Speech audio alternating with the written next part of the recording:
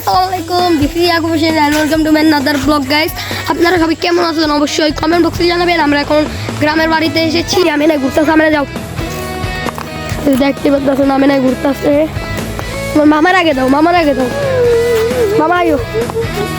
এই যে আমি ওকে নিয়ে একটু হাঁটবো এখন। যেটা গাইস, তো আপনাদের সামনে লেক পার দেখা হচ্ছে গাইস। আমরা লেক পারের সামনে চলে এসে পড়েছি।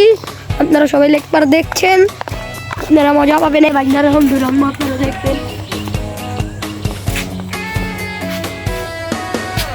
এই বন্ধ করুন, বন্ধ করুন। আর আমরা খালেকবাড়ির পুকুরের সামনে দেখা করবো, লেটস গো। আমরা করছিলাম পুকুর মানে সামনে ভিডিও এন্ট্রি করবো, কিন্তু এই জায়গার দৃশ্যটা আমরা পাগল হয়ে গেছি। টক্স করে এই জায়গার দৃশ্যটা দেখাই।